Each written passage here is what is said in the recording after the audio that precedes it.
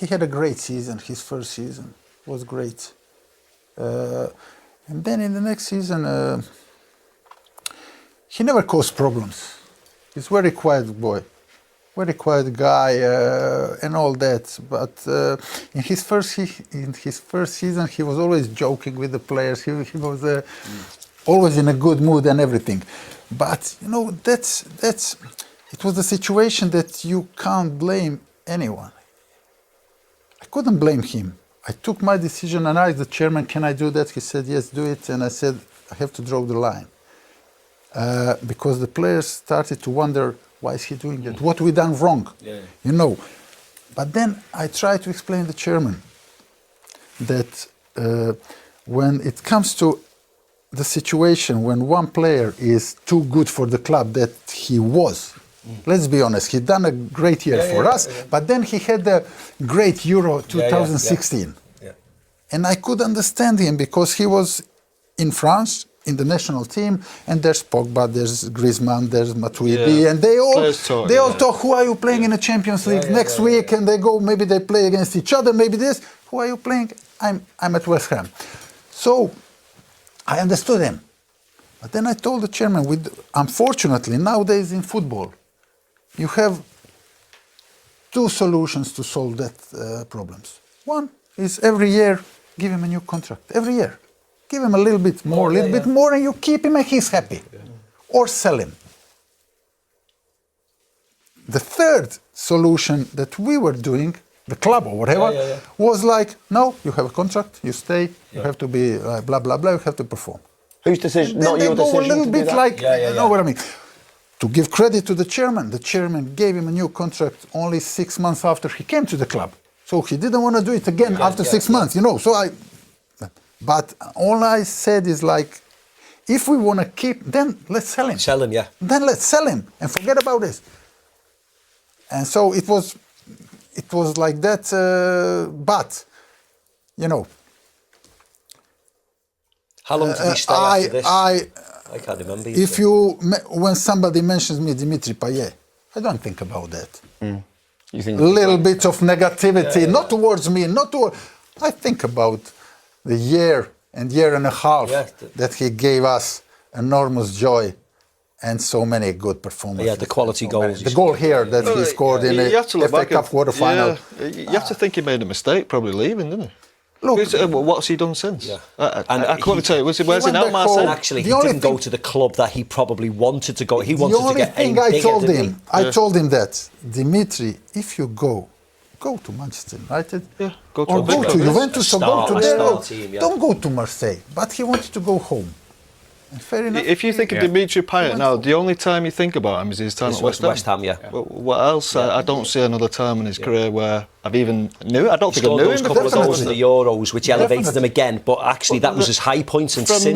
When even at that time, he was at West Ham. He had a better time. Definitely. Great player, as I said. Great professional in that year. Yeah. Also, everything top. Which that will surprise a lot of people because looking from the outside, you think, oh, he's a sulker. He's not bothered. Interesting, isn't it? Payet. Dimitri Payet. He scored an amazing goal at London Stadium when we first got that stadium, and no one wanted to be in that ground. And he took on about 12 players. I can't remember who it was, and then he just sort of laid it in. It was like, and then he had to leave under certain circumstances. Yeah. I don't exactly know what happened, but I was absolutely devastated. Okay. And it was weird. I knew he was going because his kid was the same age as my son, and they went to the same nursery. And I dropped my boy off, and I realised that his son's peg was gone. I said, "Where's that kid's peg?" And he said, "Oh no, obviously we can't discuss other children." I said, "Where's the peg? I need to know because it's very important to me." And obviously they took the child out of school because I think the missus had moved back to France. So I was fuming.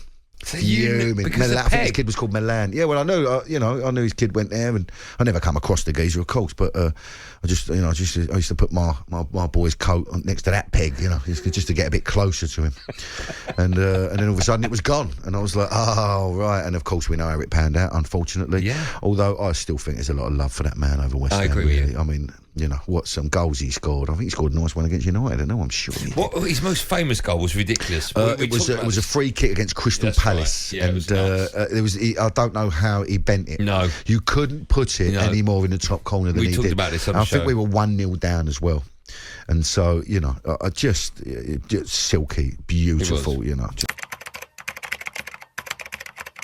Was Payet as infuriating as he was brilliant? As in infuriating. Just if he didn't fancy it, you knew he had the ability, because there was a spell when he was unplayable, wasn't he? But he was. Dimmy was one of them players that you'd pretty much let him do what he wanted. He was that good that we knew if we were solid behind it, he'd win us the game. And some games he'd be off it, and you'd think, well, you've got to take that now and then. But he was that good. He was a player at West Ham. I'd never thought I'd see a player like him at West Ham. He's the best player I played with there for sure. He was just some of the stuff he was doing in training. He also had, we did see a lot of, but not to the level I thought he was going to get to, is Manu Lanzini. He was like nicknamed them two together in training, nutmegging people and doing stuff like that. Dimitri was unbelievable. Unbelievable. His free kicks, the way he used to play the game, phenomenal player. did he go on strike at some point? Yeah, towards the end it got a bit messy for him, well, for the club as well. And I look back at that and feel a bit sorry. Slavan Bilic was manager. I think Dimmy went away, got in the France squad for the 2016, it must have been, Euros, where we went with Wales and done really well. And I think he came back different player. I don't know if he'd been touted or he'd had a word or something had gone on, but he came back different. And it looked like he was moving on, and he refused to play for West Ham. He wasn't training, I don't think, and wasn't coming in too much, and he refused to play, which was a shame because he was such a good lad as well before that, and he just stopped talking to people a little bit, made it really hard for Slaven. He had to go in the press and say, look, I've got a real problem, which was tough. And when it came out, me and Nobes chatting, thinking, fuck me, he's that good. He could be going fucking Madrid or somewhere. And then you not understand it, but you could see that people do that to move, didn't they? And then you think, he could go anywhere. It seemed like he could have gone anywhere. Barcelona, and he went to fucking Marseille. So then you're thinking, is there something else? Has something else gone on? So, yeah, he was a great player, good lad at the time, but it did go bad at the end, and he didn't handle himself great, to be fair. Did he tarnish his reputation with the fans and that? Yeah, for sure. I think they still call him a snake now, don't they? Still, I do Q&As and bits and bobs like that at pods, and people ask me, and they still don't like him, which is a shame because he could have been. He's like, I think you look at like West Ham, they've always had like a Di Canio or Payet, Yossi Benayoun, you know, like the Maverick sort of, and they were like, Di Canio was obviously a legend. He could have been one of them. If he'd gone to Madrid, fair enough, you're going on, bigger, better club. Yeah. But if you had just stayed at West Ham for another couple of years, you could have been an absolute legend at that club. And yeah, the fans still won't forgive him. No. We should definitely talk about just how good was Dimitri Payet. Because we got to see a lot of him in the Prem. Mate, it wasn't there as long as West Ham fans have like this love-hate relationship with him because he just, I've never ever seen anything like it at West Ham. But then he just went. And yeah, and the thing is, Jack, with Dimmy is he come and no one really knew Dimitri. I knew of him, but he wasn't like, I knew him from FIFA. Yeah, that's about. Yeah. So he come and. I remember seeing him in training thinking, fucking hell, like, he's good. But you never know how he's going to react in the Prem. And then there was a game in Europe that he played which he didn't play quite well or whatever. Mm. And then Arsenal away was our first game in the Prem that year. And we beat them 2-0. That's when Reece Oxford had a worldie, wasn't it? Yeah. I just thought, what a player. Like, I loved playing with him. We got on so well. He was brilliant. He was fantastic around the training ground with the lads. I mean, he was we loved him. Like, do you know what I mean? I actually said to him, Dimmy, look, please, you just go and crack on. I'll do your running. Oh, really? Yeah, don't worry about all that shit. Wow. Me and Chaker will do that. That's really interesting to hear what your boy's opinion of him was, because obviously a lot of fans are a bit tainted with the way it ended and stuff. No. Like. Look, listen, like you got to understand. Obviously, like I think he's made it clear now that for family reasons he wanted to go back to Marseille. Which the only thing I was gutted about is that because we had such a good relationship, that he didn't come and say to me, Mark, look, I've got to go home. Do you know what I mean? He just sort of.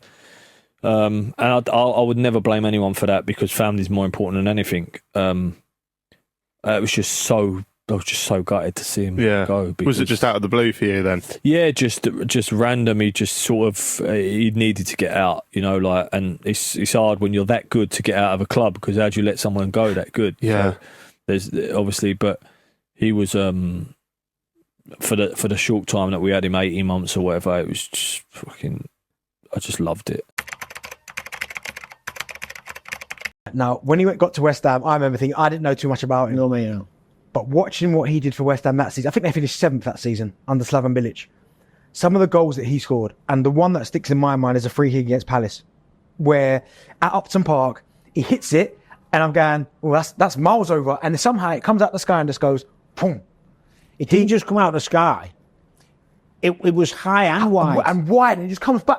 Yeah, it drops, and I don't think I've ever seen a free kick quite like that. Maybe Carlos, the one where it goes against. But that's a different technique. Completely different. But the way that he played, I think he scored a free kick at Old Trafford as well.